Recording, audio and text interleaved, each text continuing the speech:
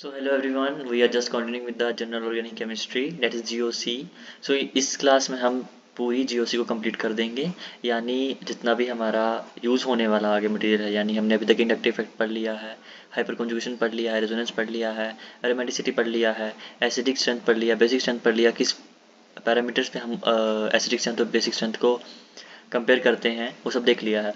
अब हम लास्ट में देखेंगे इसको हमने इम्प्लाई कैसे करना है, रिएक्शन इंटरमीडिएट्स जो हमने शुरू में ही डिस्कस कर लिए थे, and will do with the practice sheet, यानी कुछ प्रैक्टिस करेंगे प्रॉब्लम्स को and then will conclude at last. ठीक है, एंड उसके बाद नेक्स्ट क्लास से हम शुरू करेंगे एक एक करके टॉपिक, जैसे alkanes, then alkenes, then alkynes, then haloarenes, haloalkenes, alcohols, phenols, ethers, एक एक टॉपिक को एक एक वीडियो में कंप्लीट करेंगे। Okay, so this is the last lecture of this GOC only. Okay, so reaction intermediates हमने देखे थे, तीन तरह के हैं। We have carbocation, carbonine and carbon free radical. This is carbocation, this is carbon free radical and this is carbon anion. कैसे बोला था मैंने, कार्बोकटाइन जो होता है और कार्बोनाइन जो होता है ये हमारा हेटेरोडेटिक फिजन से बनता है एंड होमोडेटिक फिजन से हमारा कार्बन फ्री रेडिकल बनता है। ठीक है, वो मैंने एग्जांपल दे दी थी कि जैसे मैंने मान लिया दो दोस्त हैं, दो दोस्त में अगर जो दूसरा वाला है डेट इज, अगर मैं इसको ए मान लेता हूँ, अगर ए के पास ज़्यादा पावर है, ए की इलेक्ट्रोनेगेटिविटी ज़्यादा है तो इलेक्ट्रॉन ले लेगा, तो यहाँ पे बचेगा पीछे प्लस चार्ज विल क्रिएट कार्बोकटाइन। वहीं अगर इस ए की इलेक्ट्रोनेगेटिविटी कम है, ठीक है, तो ये कार्बन उससे पैसे ले लेगा, तो यानी अब कार्बन के ऊपर आ जाएगा नेगेटिव चार्ज, उसकी वजह से कार्बो अनायन की फॉर्मेशन हो जाएगी। And then last carbon free radical, जब हमारा होमोलिटिक फ्यूजन होता है, यानी जब हमारा फिजन कुछ इस तरीके से होगा जिस तरीके से इक्वल शेयरिंग हुई थी उस तरीके से इक्वली टूटेगा bond and then C dot और A डॉट में टूट जाएगा। ठीक है, तो इस तरीके से हमारा जो बॉन्ड फिशन होता है उस तरीके से हम देखते हैं होमोलिटिक कार्बन फ्री रेडिकल के लिए और हेटेरोलिटिक कार्बोनाइन एंड कार्बोकटाइन। ठीक है, that we have done till now. अभी हम देखेंगे आगे इंटरमीडिएट्स को एक एक करके, और इसकी जो हमने पैरामीटर्स देखे हैं, कौन सा पैरामीटर इसको स्टेबल कर रहा है, कौन सा इसको अनस्टेबल कर रहा है। ठीक है, सो we'll start with the first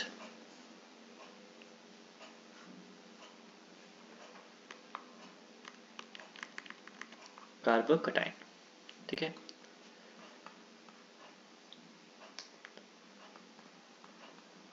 कार्बोकटाइन मतलब C+। तो ये इसका, अगर इसकी स्टेबिलिटी देखनी हो तो सबसे पहले हम देखेंगे बैक बॉन्डिंग। अगर वो बैक बॉन्डिंग से स्टेबल हो रहा है तो भाई वो सबसे ज़्यादा स्टेबल कार्बोकटाइन है। नेक्स्ट हम देखेंगे एरोमेटिसिटी, देन हम देखेंगे हमारा मेसोमेरिक इफेक्ट, इंडक्टिव इफेक्ट, और इसमें कार्बोकटाइन में C+ है तो प्लस को कौन स्टेबल करने वाले हैं, प्लस वाले, यानी +M +H और +I। ठीक है, और इसको अनस्टेबल कौन से करने वाले हैं, -M -H -I। ठीक है, तो कार्बोकटाइन की स्टेबिलिटी को हम इस तरीके से डिफाइन करते हैं, ये इसका प्रायोरिटी ऑर्डर है। ठीक है,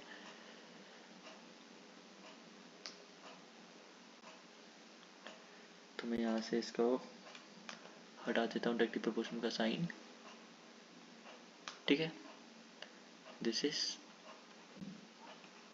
then mesomeric, then hyperconjugation, then inductive effect, और वही इन्वर्सिव प्रोपोर्शन इसके। ठीक है, एक ही लाइन में लिख दिया मैंने। तो स्टेबिलिटी कैसे डिफाइन होगी, जितना ज़्यादा प्लस चार्ज +M इफेक्ट होगा, +H इफेक्ट होगा, +I इफेक्ट होगा, तो हमारा कार्बोकटाइन ज़्यादा स्टेबल रहेगा। ठीक है, उसको देख लेते हैं हाइब्रिडाइजेशन। पहले बैक बॉन्डिंग क्या होती है, तो भाई ये मेरा कार्बोकटाइन है एक CH2। अब इसके पास एक एटम ऐसा है जिसके पास इलेक्ट्रॉन्स हैं, अगर वो इलेक्ट्रॉन इसको डायरेक्टली दे देगा तो ये एक बॉन्ड फॉर्मेशन कर देगा, मतलब इसका लोन पेयर था जिसने इसकी बॉन्ड फॉर्मेशन कर दी, तो मतलब इसने यहाँ पे इसके साथ बैक बॉन्डिंग कर दी। ठीक है, दिस इज बैक बॉन्डिंग। तो ये वाला जो है वो स्टेबिलिटी, मतलब इसमें ये वाला compound, this one is more stable then this. ठीक है, तो ये बैक बॉन्डिंग हो गई। एरोमेटिसिटी हमने देख लिया था, कंपाउंड अगर साइक्लिक होगा, अगर कंपाउंड प्लेनर होगा, sp2 होना चाहिए, साइक्लिक होना चाहिए, कॉन्जुगेशन होनी चाहिए और हकल को फॉलो करना चाहिए, दैट कंपाउंड इज एरोमेटिक। ठीक है, देन +M इफेक्ट देख लिया था, रेजोनेंस, जिसमें रेजोनेंस ज़्यादा होगी वो ज़्यादा स्टेबल रहेगा। +H यानी जिसमें अल्फा हाइड्रोजन ज़्यादा प्रेजेंट होंगे वो ज़्यादा स्टेबल रहेगा। +I यानी जिसमें +I वाला ग्रुप प्रेजेंट रहेगा वो उसको ज़्यादा स्टेबल करेगा। ठीक है, तो लास्ट देख लेते हैं हाइब्रिडाइजेशन। हाइब्रिडाइजेशन यानी हमारे पास तीन तरह के हमारे पास कार्बोकटाइन बनेंगे। एक कार्बोकटाइन होगा ये वाला, CH2, दूसरा होगा डबल बॉन्ड वाला, ठीक है, अब हो जाएगा CH यानी यहाँ पे CH2, और तीसरा होगा ट्रिपल बॉन्ड वाला। अब इसमें सबसे ज़्यादा स्टेबल कौन सा होगा, तो याद रखना ट्रिपल बॉन्ड में नेगेटिव चार्ज स्टेबल रहता है, बाकी में सिंगल बॉन्ड में सबसे ज़्यादा स्टेबल रहती है। इस तरीके से ये ऐसा रहेगा,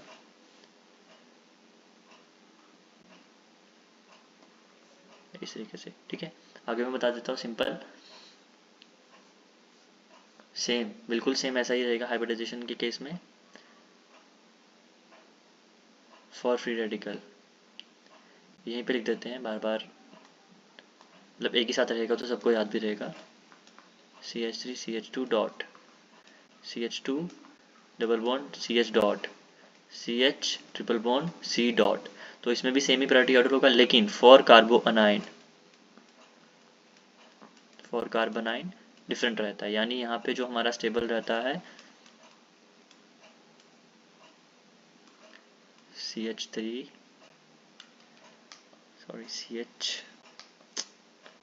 CH2 double bond CH minus and then CH triple bond C minus. तो इसमें जो हमारा स्टेबिलिटी, हमारा जो ट्रिपल बॉन्ड वाला ज़्यादा स्टेबल रहता है, कार्बोनाइन और कार्बोकटाइन का सेम ही रहेगा। मतलब यहाँ पर जो मैंने देख लिया ऊपर प्रायोरिटी ऑर्डर, ये भी सेम रहेगा, यानी यहाँ पे भी back bonding aromaticity plus M plus H plus I same for carbocation and carbanion same रहेगा।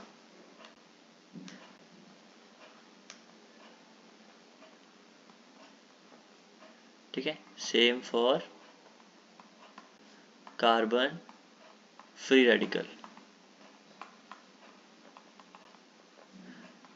जो चीज़ें डिफरेंट होंगी वो मैं आगे बता देता हूँ।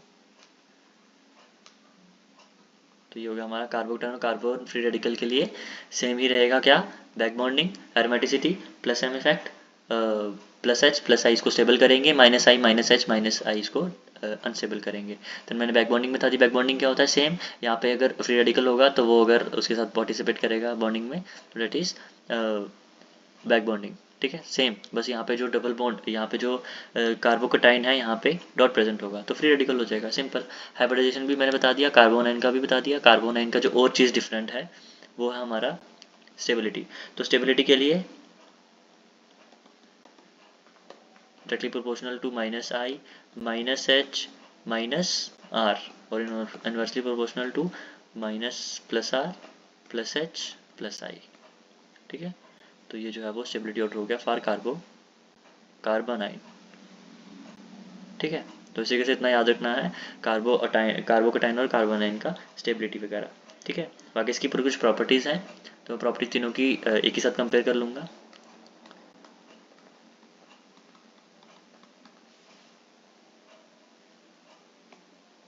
प्रॉपर्टीज़ में क्या है, एक में आ जाएगा कार्बोकटाइन, एक में आ जाएगा कार्बन फ्री रेडिकल, और एक आ जाएगा कार्बोनाइन। अब थोड़ा सा ही डिफरेंस है इसलिए मैं कंपेयर करके बता रहा हूँ ताकि याद रहे।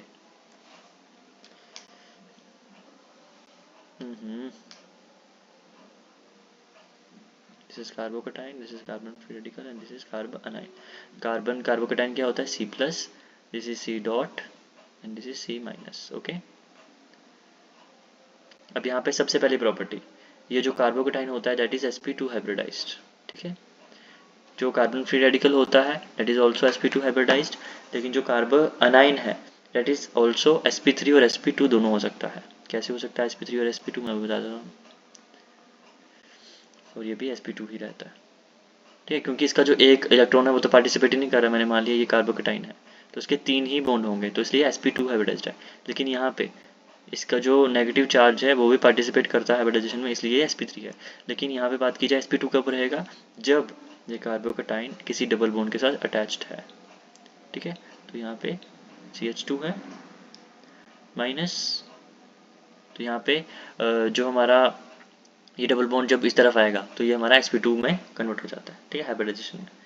देन यहाँ पर जो इसकी sp2 है, तो sp2 का मतलब यहाँ पर इसकी जो हाइब्रिडाइजेशन है it is trigonal planar. Same यहाँ पर भी ट्राइगोनल प्लेनर, सॉरी ट्राइगोनल नहीं है यहाँ पे, this is trigonal pyramidal.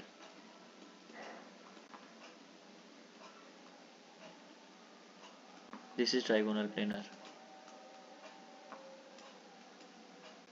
Trigonal planar मतलब कुछ इस तरीके से यहाँ पे है ये इसके माइनस इलेक्ट्रॉन्स और इसके 3 बॉन्ड, तो ये है तो टेट्राहेड्रल है, लेकिन ये ऊपर वाला जो है वो भी कोई भी बॉन्ड प्रेजेंट नहीं है, तो इसको हम टेट्राहेड्रल नहीं बोलेंगे, इसको बोलते हैं trigonal planar, trigonal pyramidal, pyramid की फॉर्म में और 3 ट्राइगोनल है, ठीक है, ट्रिगोन की फॉर्म में।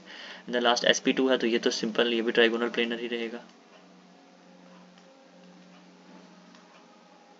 नेक्स्ट पैरामीटर है, ये डायमैग्नेटिक है या पैरामैग्नेटिक है, तो उसके लिए इतना सबको पता ही होगा। I will just change the ink. ठीक है, C+ है, मतलब एक इलेक्ट्रॉन उसने लूज किया, तो इलेक्ट्रॉन शुड बी पेड। उससे पहले हम मैग्नेटिक मूवमेंट देख लेते हैं। मैग्नेटिक मूवमेंट क्या होता है, कितने अनपेड इलेक्ट्रॉन्स हैं, तो अनपेड इलेक्ट्रॉन्स यहाँ पे तो नहीं है भाई, मैग्नेटिक मूवमेंट हो जाएगा 0, यहाँ पे भी हो जाएगा मैग्नेटिक मूवमेंट 0, लेकिन यहाँ पे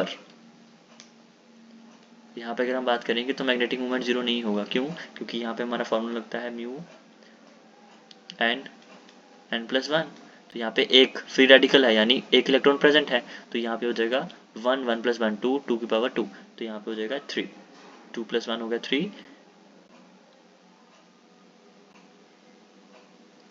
sorry this is n+2 and n+2, then 2+1 3, 3 × 3, तो हो जाएगा μ3। तो मैग्नेटिक मूवमेंट यहाँ पे हमें देखने को मिलता है √3। तो यहाँ पे अगर मैग्नेटिक मूवमेंट है तो ये हमारा पैरामैग्नेटिक हो जाएगा। क्यों? क्योंकि यहाँ पे अनपेड इलेक्ट्रॉन्स हैं, ठीक है। और वही हम कार्बोकेटाइन और कार्बोनाइन की बात करें तो ये हमारे दोनों डायमैग्नेटिक होते हैं। तो पेपर में पूछ सकता है which one is diamagnetic, which one is paramagnetic, तो वो वैसे भी हमारा इनऑर्गेनिक केमिस्ट्री का पार्ट है, बट पता होना चाहिए कि यहाँ पे जो कार्बोकेटाइन कार्बोनाइन और कार्बन फ्री रेडिकल है, इनमें से पैरामैग्नेटिक कौन सा है और डायमैग्नेटिक कौन सा है। उसके बाद बात करते हैं न्यूक्लियोफाइल और इलेक्ट्रोफाइल की। तो यहाँ पर जो हमारा कार्बो अनाइन होता है डेट इज न्यूक्लियोफाइल, क्योंकि बस उसके पास इलेक्ट्रॉन है तो वो अटैक करता है। न्यूक्लियोफाइल कौन सा होता है, Nu-, जिसके पास नेगेटिव चार्ज हो। तो ये वाले जो दोनों हमारे पास, वो है हमारे पास इलेक्ट्रोफाइल, तो ये हमारे इलेक्ट्रोफाइल की तरह काम करता है। This one also act as electrophile.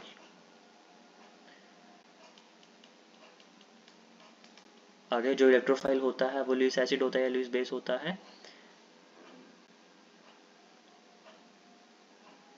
Nucleophile is base, क्योंकि उसके पास इलेक्ट्रॉन्स हैं तो वो अपने इलेक्ट्रॉन्स दे रहा है। जैसे नाइट्रोजन की एग्जांपल लो, नाइट्रोजन बस लोन पेयर होता है, नाइट्रोजन अपने देता है, तो यानी वो अपने जो लोन पेयर दे रहा है उसकी वजह से वो लुईस बेस की तरह काम कर रहा है। This one is acting as Lewis acid, ठीक है। ये इलेक्ट्रोफाइल की तरह काम कर रहा है, लेकिन ये ना ही लुईस बेस है और ना ही लुईस एसिड है, ना ही ये लुईस एसिड है और ना ही लुईस बेस है। तो मैं just write down neither Lewis acid, तो ये भी एकदम याद करने वाली चीज़ें हैं, एंड लुईस बेस, ठीक है, नॉट लुईस बेस, ताकि कंफ्यूज ना हो जाए बाद में।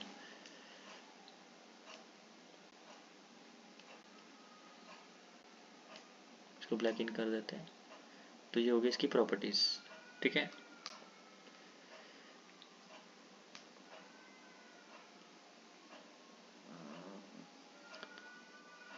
तो हमने तीनों को कंपेयर कर दी, इसकी प्रॉपर्टीज कंपेयर कर दी, एक स्टेबिलिटी स्टेबिलिटी कंपेयर कर दी कि कार्बोकेटाइन ज़्यादा स्टेबल है, कार्बोनाइन कौन सी हाइब्रिडाइजेशन इसमें ज़्यादा स्टेबल रहती है। बस इतना याद रखना है, यहाँ पे sp जो हाइब्रिडाइजेशन है इन केस ऑफ कार्बोनाइन वो ज़्यादा स्टेबल रहती है, और यहाँ पे sp3 वाला, ठीक है, डेट इज sp वाला सबसे कम स्टेबल रहता है for carbocation and carbon free radical, ठीक है। ये हो गया इसकी प्रॉपर्टीज, यानी कौन सी फॉर्म में रहता है वगैरह वगैरह, कितना मैग्नेटिक मूवमेंट है, डायमैग्नेटिक है या पैरामैग्नेटिक है, फिर न्यूक्लियोफाइल की तरह काम करता है या फिर इलेक्ट्रोफाइल की तरह काम करता है, ठीक है। अब कुछ देख लेते हैं इसके एग्जांपल्स,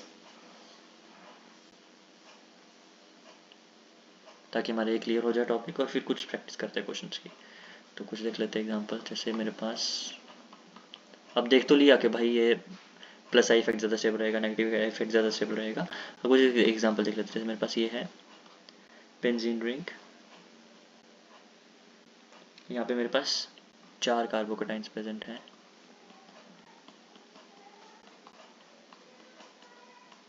यहाँ पे, ठीक है।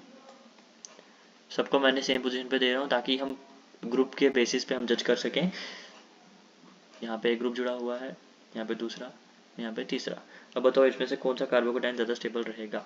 ठीक है, तो सबसे पहला ये CH3 है, ऑर्थो इफेक्ट लगेगा भाई, ऑर्थो इफेक्ट लगेगा तो ये तो सबसे पहला वाला तो सबसे ज़्यादा स्टेबल हो ही जाएगा।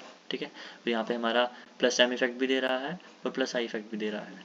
ठीक है, प्लस आई मतलब प्लस आई सीरीज में आता है, ये कहीं नहीं होला कार। ठीक है, CH3, और प्लस एम में मतलब यहाँ पे CH3।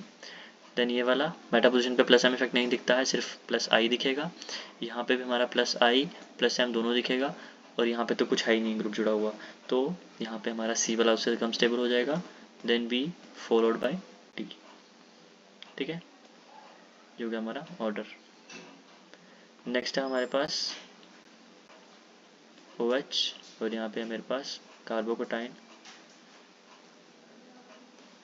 एंड नेक्स्ट है OH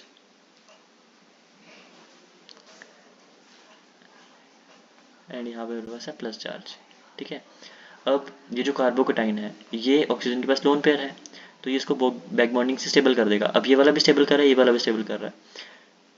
कौन सा वाला स्टेबल कर रहा है? ये वाला स्टेबल कर रहा है सिर्फ। ठीक है, क्योंकि इसके पास है, ये तो इसके थर्ड पोजीशन पे है, तो ये वाला बैक बॉन्डिंग से स्टेबल हो रहा है, बैक बॉन्डिंग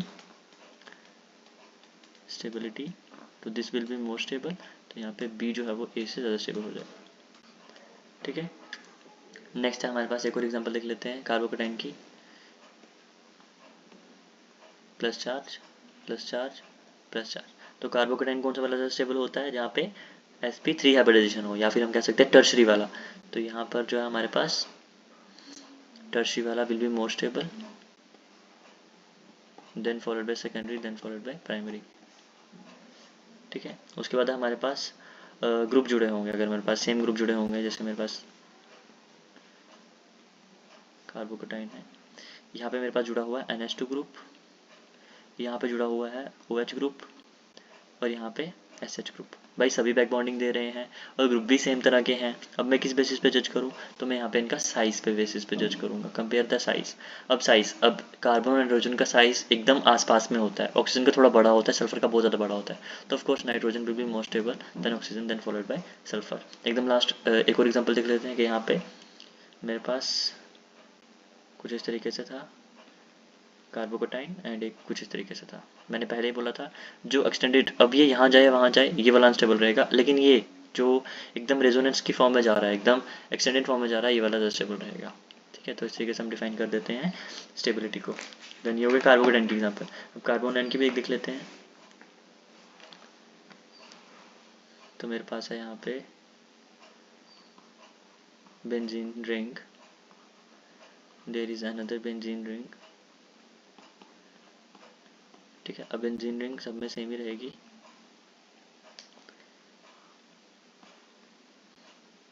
अब पहले यहाँ पे जुड़ा हुआ है NO2 ग्रुप, और यहाँ पे मेरे पास है CH2 माइनस फ्री कार्बोनाइड। सेम यहाँ पे NO2 ग्रुप यहाँ पे जोड़ दिया, यहाँ पे NO2 ग्रुप यहाँ पे जोड़ दिया।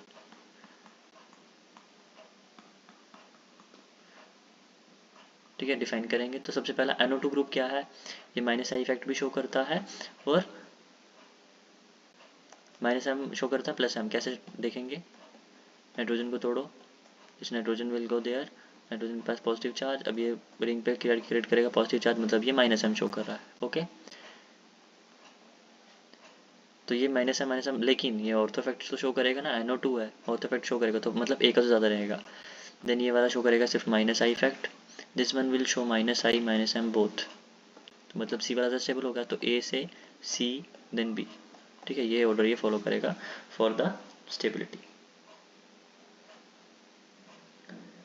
ठीक है, एक और एक देख लेते हैं फ्री रेडिकल का एग्जांपल लेके। जैसे मैंने मान लिया this one is,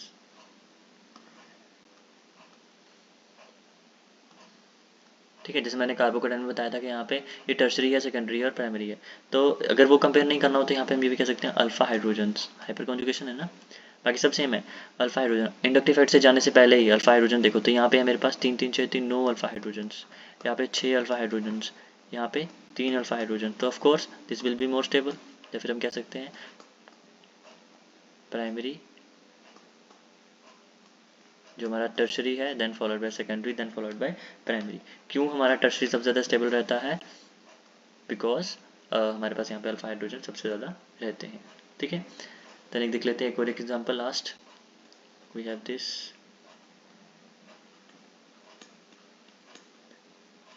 and this. अब यहाँ पे मेरे पास फ्री रेडिकल प्रेजेंट है। अब देखो यहाँ पे फ्री रेडिकल है, यहाँ पे फ्री रेडिकल, लेकिन यहाँ पे रेजोनेंस है, तो रेजोनेंस जो है वो स्टेबिलिटी ज़्यादा दे देती है, तो मतलब ये ज़रा स्टेबल हो जाएगा। लेकिन अब ये ज़रा स्टेबल रहेगा, ये ज़रा स्टेबल रहेगा, क्योंकि रेजोनेंस तो दोनों में है। लेकिन ये वाला साइक्लिक रेजोनेंस है और ये वाला ए साइक्लिक है, तो मतलब सी वाला तो सबसे कम रहेगा, फॉलोड बाय बी ए वाला, देन बी वाला। बी वाले की सबसे ज़्यादा क्यों रहेगी? क्योंकि एक तो रेजोनेंस है और साइक्लिक है। ठीक है, कॉन्जुगेशन है, एकदम एक के बाद आता जा रहा है, इस वजह से ये वाला ज़्यादा स्टेबल हो जाएगा।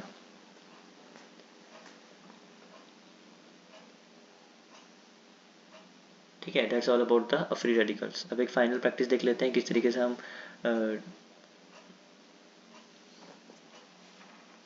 जितना भी हमने अभी तक पढ़ा है, inductive effect, resonance, mesomeric effect, hyper conjugation, aromaticity, और फिर ये फ्री रेडिकल्स के बारे में, देन बॉन्ड डिसोसिएशन एनर्जी, तो उसके बेसिस पे एसिडिक स्ट्रेंथ, बेसिक स्ट्रेंथ, कौन एसिड है कौन बेस है, उसके बेसिस पे हम एक फाइनल प्रैक्टिस ले लेंगे।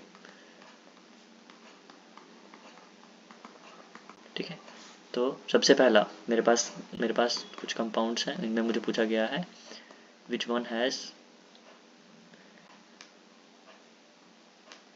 ठीक है, तो यहाँ पे है मेरे पास नाइट्रोजन कुछ इस तरीके से, नाइट्रोजन,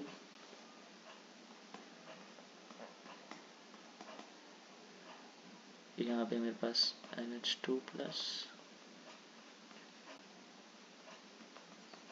और NH। ठीक है, अब मुझे पूछा गया इनमें से बताओ कौन सा सबसे ज़्यादा बेसिक है। ठीक है, तो टू डिटरमाइन द बेसिक हमें देखना है सबसे ज़्यादा लोन पेयर किसका अवेलेबल है।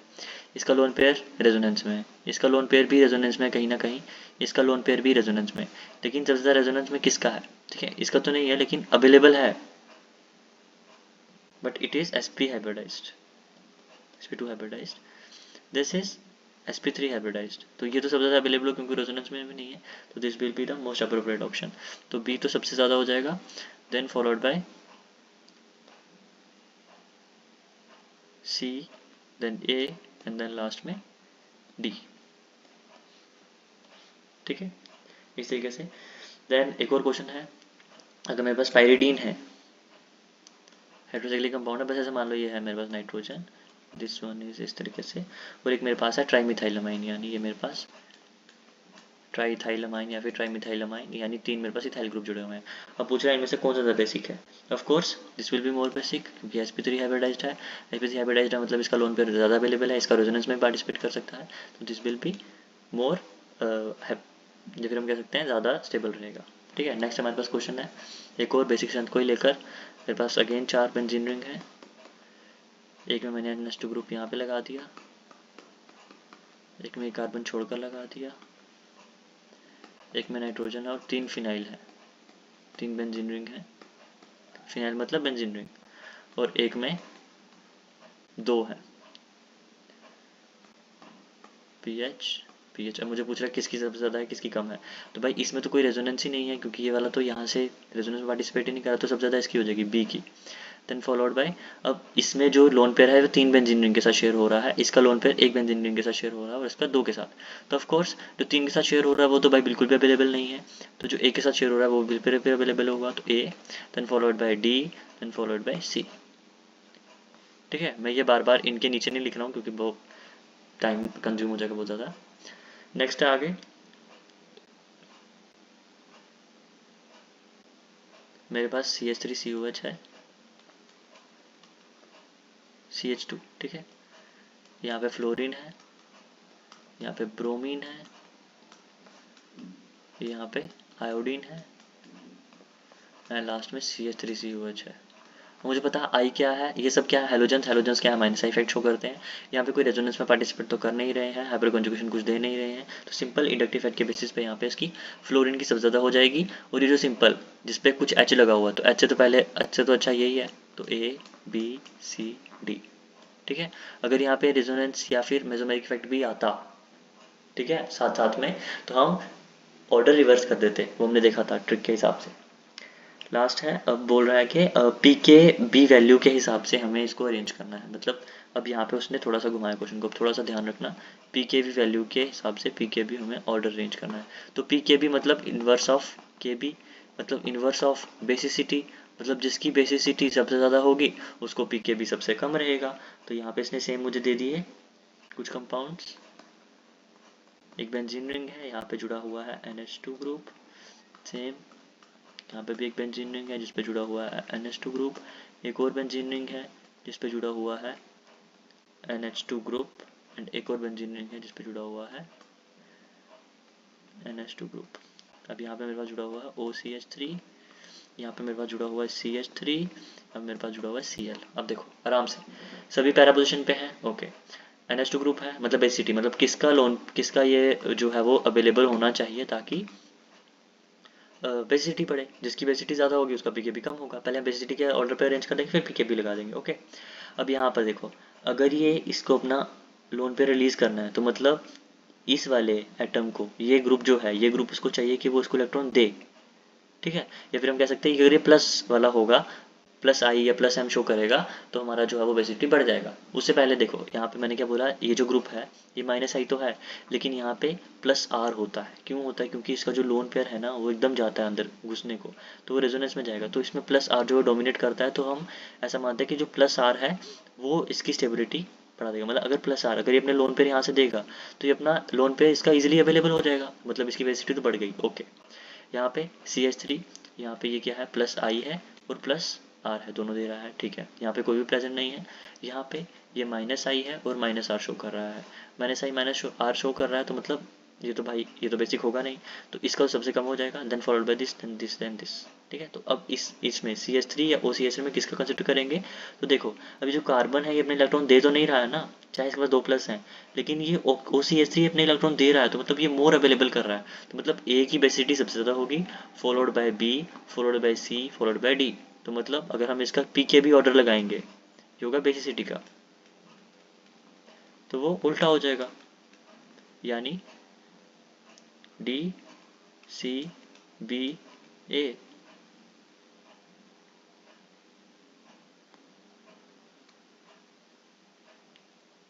ठीक है, इस तरीके से आ गया। देन नेक्स्ट क्वेश्चन,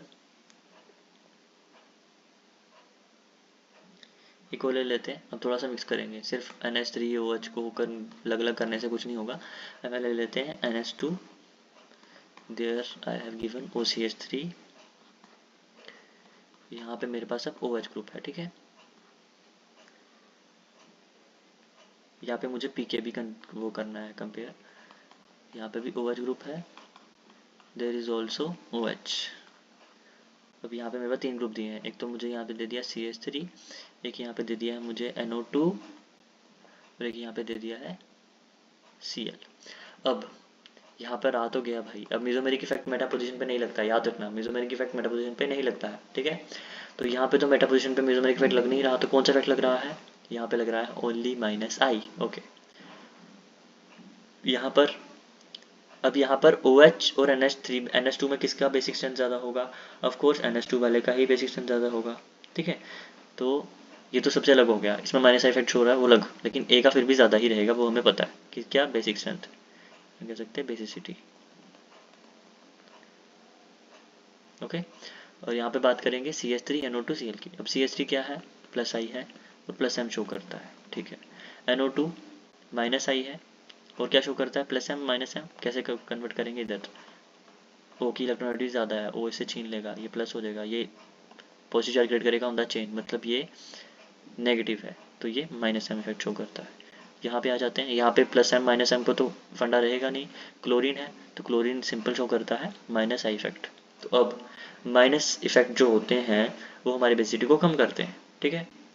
2 माइनस है तो ये सबसे कम कर देंगे, ये कम और ये ज़्यादा करता है, तो मतलब यहाँ पे मेरे पास आ गया, इन दिनों में कंपेयर करेंगे, ठीक है। NH2 का तो सबसे साइड पे होगा क्योंकि NH2 के पास लोन पेयर अवेलेबल है, यहाँ पे तो H प्लस है ना, तो H प्लस रिलीज करेगा, तो इसकी बेसिसिटी कंपेयर करना इसके साथ वो तो अलग ही बात है। तो यहाँ पे माइनस एम के बेसिस पे जज नहीं करेंगे, सबसे पहले देखेंगे NH2 ग्रुप जुड़ा हुआ है तो A की तो सबसे ज़्यादा हो गई, ओके। इन दिनों में किसी के साथ सबसे ज़्यादा बेसिसिटी होगी, B की होगी, देन डी एंड देन सी, क्योंकि इसमें दो नेगेटिव है, दो नेगेटिव होंगे तो एसिडिक स्ट्रेंथ बढ़ती है, बेसिक स्ट्रेंथ कम होती है। इस तरीके से आ गया इसका फॉर्मूला। अब इसमें आता है पी के बी वैल्यू। पी के बी वैल्यू किसके साथ होगी, सी डी बी एंड ए। ठीक है, बस इस तरीके से हमें कर देना है। देन एक और क्वेश्चन देख लेते हैं।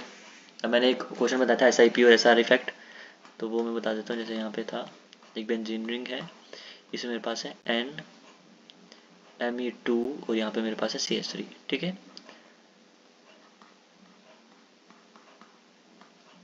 NMe2 यहाँ पे है CH3, NMe2 यहाँ पे है CH3। तो मैंने क्या बोला था यहाँ पे ऑर्थो इफेक्ट कब लगता है, जब हमारे यहाँ पे बल्कि ग्रुप CH3 इज बल्कि ग्रुप, तो मतलब ये रिपेल हो गया तो उसका लोन पेयर मोर अवेलेबल हो गया, तो मतलब एक ही तो ज़्यादा ही रहेगी। ठीक है, तो यहाँ पे लगा मेरे पास SIR इफेक्ट। ठीक है, वहीं अगर इन केस यहाँ पे NH2 होता और यहाँ पे CH3 ग्रुप जुड़ा होता तो इसकी बेसिटी कम हो जाती, एक ही कम हो गई। ठीक है, एक ही कम हो जाएगी, किससे, इन दोनों से, NH2 और यहाँ पे मेरे पास जुड़ा हुआ है। अब लोन पेयर में तो तीनों पार्टिसिपेट कर रहे हैं, अब किस बेसिस पे जज करूँ, तो मैं किस बेसिस पे जज करूँगा, यहाँ पे मेरा लग रहा है सिंपल प्लस आई, यहाँ पे क्या लग रहा है प्लस आई प्लस एम दोनों लग रहा है, क्योंकि मेटा पोजीशन पे तो ऑपरेट होता नहीं है। तो प्लस वाले क्या करते हैं, बेसिक स्ट्रेंथ को बढ़ाते हैं, तो यहाँ पे हो जाएगा सी देन बी, ए सी बी। ठीक है, यहाँ पे ए का सबसे कम हो गया, अब इन दोनों में से किसका सबसे ज़्यादा होगा, सिंपल प्लस आई लग रहा है, यहाँ पे प्लस आई प्लस एम लग रहा है, तो सबसे ज़्यादा किसका हो गया, सी का, तो सी देन बी। तो सिंपल सा थोड़ा सा चेंज आ रहा है और पूरा ट्रिक चेंज हो रहा है किस तरीके से हमें एसिडिक स्ट्रेंथ बेसिक स्ट्रेंथ को कंपेयर करना है। ठीक है, एक और एग्जांपल ले लेते हैं बेसिसिटी का ही, compare the basicity of order. तो यहाँ पे है मेरे पास एक बेंजीन रिंग, यहाँ पे है CH2NH2। अब इसको देखते ही पता चल गया होगा भाई इसका तो सबसे ज़्यादा ही रहेगा। ठीक है, मेरे पास NH2, एक है मेरे पास C double bond O NH2 और यहाँ पे CH3 अमाइड है, देन CH3 CH2, सॉरी कहाँ गया, हाँ CH3 CH2 NH double bond. अब इसकी बेसिटी कंपेयर करनी है तो किसकी सबसे ज़्यादा होगी, अब ये वाला NH2। ठीक है, अब ये वाला जो है इसकी सबसे ज़्यादा होगी या भाई उसकी सबसे ज़्यादा होगी। ठीक है, ये बेसिटी ऑर्डर है पहला, दिस वन इज ये। अब इसको देख के लग रहा है कि इसकी सबसे ज़्यादा बेसिसिटी हो सकती है, हाँ हो सकती है, लेकिन इसके बाद इस कार्बन के बाद तो रेजोनेंस है ना, लेकिन यहाँ पे तो इस कार्बन के बाद कोई रेजोनेंस ही नहीं है, तो मतलब डी की तो सबसे ज़्यादा हो गई फॉलोड बाय ए। अब ये वाला रेजोनेंस में पार्टिसिपेट कर रहा है, ये वाला भी रेजोनेंस में पार्टिसिपेट कर रहा है, बट इसकी रेजोनेंस यहाँ पे खत्म हो रही है, इसकी तो एकदम घूम रही है। ठीक है, पूरा रिंग्स में घूम रही है, तो इसकी तो सबसे कम हो जाएगी। ठीक है, तो यहाँ पर जो रेजोनेंस है इसकी घूम रही है, लेकिन यहाँ पे देखो एक चीज़, यहाँ पे जो ऑक्सीजन है ना इससे इलेक्ट्रॉन लेगा तो पॉजिटिव चार्ज। अब ये वाला जो है यहाँ पे इससे कोई इलेक्ट्रॉन छीनने वाला नहीं है, मतलब अब ऑक्सीजन जो है उसको इलेक्ट्रॉन बहुत मुश्किल से देने वाला है वापस, तो इसकी जो बेसिक स्ट्रेंथ है वो सबसे कम हो जाएगी। ठीक है, तो यहाँ पे हो जाएगा followed by B followed by C, तो इसकी जो है वो सबसे कम हो जाएगी, क्योंकि इसका जो इलेक्ट्रॉन है जो ऑक्सीजन है वो वापस नहीं देगा, डज नॉट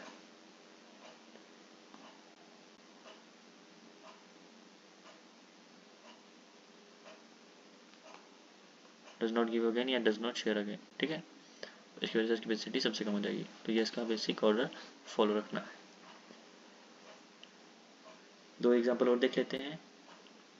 एक एग्जांपल है, इसमें से कुछ PYQ भी हैं वैसे तो। This is NH2,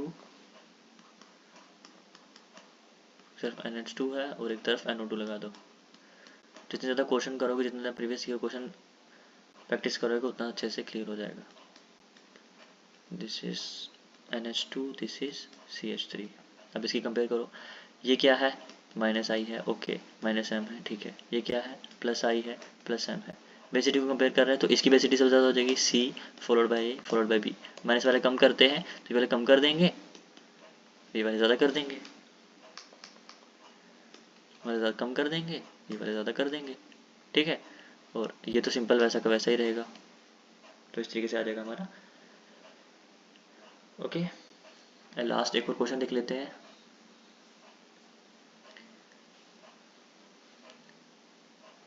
benzene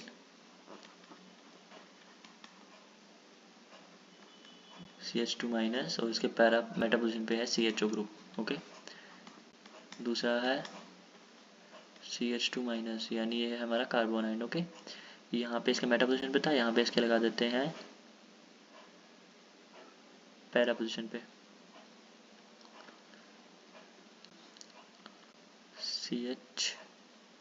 CHO नहीं लगाएंगे, OCH लगाएंगे। ऐसा मान लो ये प्लस है। ओके, अगला एक सिंपल ले लेते हैं,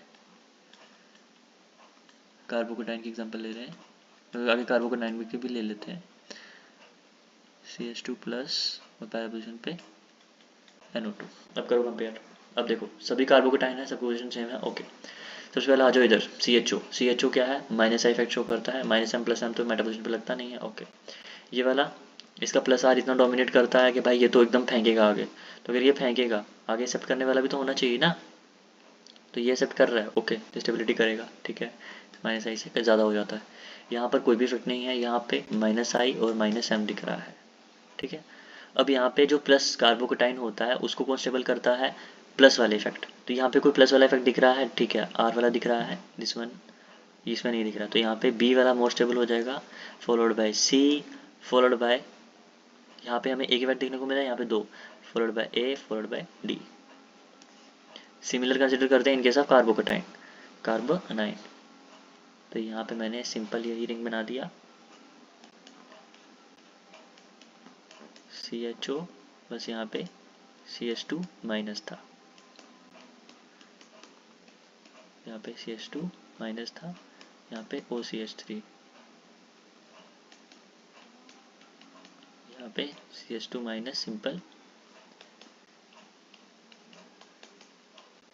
then CH2 minus, then NO2 simple, same formula वही रहेगा। यहाँ पे प्लस R डोमिनेट कर रहा है माइनस आई के ऊपर। ओके, यहाँ पे मेरे पास लग रहा है माइनस आई इफेक्ट, यहाँ पे माइनस आई के साथ साथ माइनस M भी लग रहा है। तो जो हमारा जब हम कंपेयर करते हैं कार्बोकेटाइन के लिए, तो हम नेगेटिव है, नेगेटिव चार्ज को नेगेटिव वाले स्टेबल करेंगे, मतलब this one is more stable, D ज़्यादा स्टेबल हो जाएगा, followed bye A, followed by, अब इन दोनों में से कौन सा, अब यहाँ पे प्लस R इफेक्ट लग रहा है, मतलब ये उसको दे रहा है आगे, बट वो एक्सेप्ट नहीं करना चाह रहा है, तो ये वाला तो अनस्टेबल हो गया, प्लस R वाला अनस्टेबल हो गया, ठीक है। तो यहाँ पे C वाला स्टेबल हो जाएगा, देन फॉलोड बाय B। तो मतलब हमने एक चीज़ यहाँ से देखी कि कार्बोकेटाइन के लिए जो चीज़ जिस तरीके का ऑर्डर था, कार्बोनाइन के लिए उसका उल्टा ऑर्डर है, ठीक है। तो सिंपल है, अगर सेम फॉर्मूला रहेगा तो सिंपल उसके जो फॉर्मूला दिया है उसको रिवर्स कर दो। एक लास्ट क्वेश्चन देख लेते हैं, उसके बाद हम चैप्टर को ख़त्म करते हैं। हमारे पास है CH3NH2 एक कंपाउंड, दूसरा है बेंजीन के साथ CH2NH2, ठीक है। तो ये ज़रूरी नहीं है उस तरीके से लिखा होगा, उसने लिखा हो सकता है PHCH2NH2, या फिर लिखा हो सकता है C6H5CH2NH2। अब ये मत बोलना कि यहाँ पे हमने उस तरीके से पढ़ा था तो हमें आता नहीं है, सिंपल है एकदम, ठीक है, सिंपल एक ही इसका नाम है। देन एक और कंपाउंड लिख देते हैं NH2 और यहाँ पे ग्रुप जोड़ देते हैं OCH3, ठीक है, और एक बार इसको मेटा पोजीशन पे जोड़ देते हैं OCH3। अब सेम यहाँ पर है, अब यहाँ पे ऑर्थो पैरा इफेक्ट नहीं लग रहा है, ठीक है। अब इसमें हम क्या देख रहे हैं, बेसिडी ऑर्डर। सबसे पहला this one is more basic लग रहा है, क्यों, क्योंकि यहाँ पर जो हमारा लोन पेयर है वो पार्टिसिपेट नहीं कर रहा है वैलेंसी में, तो B is more stable, followed by, आगे देख लेते हैं यहाँ पे, या तो ये हो सकता है, लेकिन यहाँ पे देख लेते हैं एक बार यहाँ पे क्या हो रहा है, ये वाला अपना इलेक्ट्रॉन देगा, ये सब भी कर लेगा, क्योंकि ये क्या है, इसको इलेक्ट्रॉन देने हैं, तो ये अगर इलेक्ट्रॉन देगा तो ये और ज़्यादा इसकी बेसिटी बढ़ जाएगी, तो ये यहाँ पे शो कर रहा है plus R effect more than minus I, ठीक है। तो यहाँ पे ये वाला इफेक्ट डोमिनेट करता है। मैंने बहुत क्वेश्चन इस पे करवाया है, तो प्लस आर यहाँ पे डोमिनेट कर जाता है, इसके लिए हम रेजोनेंस वाले इफेक्ट को ही ज़्यादा देखते हैं। यहाँ पे इंडक्टिव इफेक्ट नहीं लगता है मेटा पोजीशन पे, तो माइनस आई, तो माइनस आई जो है वो बेसिक स्ट्रेंथ को कम करता है, तो ये तो यहाँ पे नहीं आएगा, ठीक है। टाइप बस लोन पेयर है क्योंकि ये तो जा ही नहीं सकता है, माइनस आई जो है वो नेटवर्क को कम करता है। Okay, so B followed by C followed by A followed by D.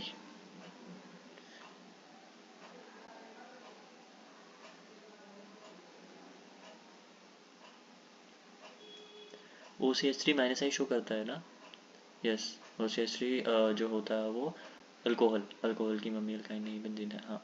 तो ये OCH3 जो है वो माइनस आई शो कर रहा है, माइनस आई मतलब बेसिसिटी को रिड्यूस करा, तो ये हमारा जो हो गया बेसिसिटी का ऑर्डर हो गया। एसिडिटी क्या बोलेगा तो बस इसका उल्टा कर देंगे, खत्म,